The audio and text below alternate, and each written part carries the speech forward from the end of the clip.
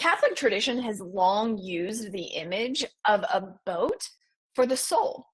So if our souls are like boats, then the virtue of hope is what keeps them secure in the Blessed Trinity, steady in life's storms, and unmovable in our belief. It benefits us then to look more closely at the function of an anchor, to uncover what the function of hope is in our souls and lives. Because hope can seem kind of like ethereal, but its practice and promise are actually extremely tangible. So, if hope is an anchor, it means that we get to choose where we cast our anchor, where we place our hope. So, the trickiest place to cast an anchor is closest to shore. This is because there are, rocks, undergrowth, trees that can tangle the anchor and actually end up like crashing the boat against something detrimental. Yet we do this, don't we? We often want to cast our anchors of hope where there is perceived safety. We like that we can see the shoreline, that we can rely upon our own ability to problem solve and navigate, to swim to shore or touch the bottom if need be. We like certainty. We like the proof. We like the backups. We like the surety of things that we can see. But again, the book of Hebrews tells us, now faith is the assurance of things hoped for, the evidence of things not seen.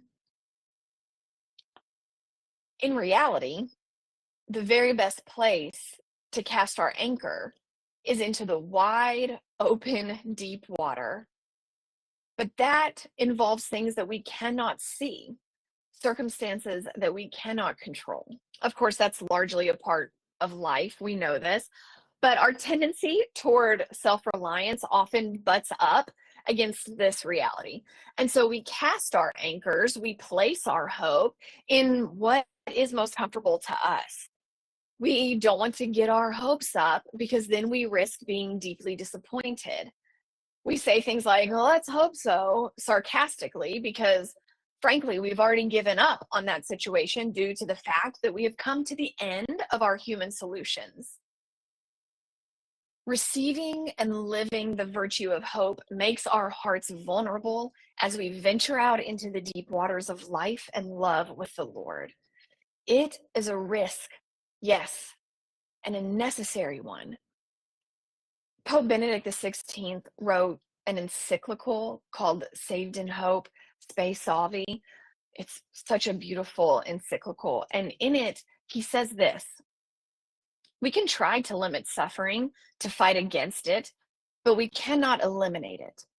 It is when we attempt to avoid suffering by withdrawing from anything that might involve hurt, when we try to spare ourselves the effort and pain of pursuing truth, love, and goodness, that we drift into a life of emptiness, in which there may be almost no pain, but the dark sensation of meaninglessness and abandonment is all the greater. So it's worth considering, what do we exchange when we refuse the gift of hope? There's the old saying, a ship is safest at harbor, but that's not what ships are for. Your soul may feel most comfortable anchored close to what you can fully see and understand, but that's not what your soul was made for. Hope is a stretching virtue.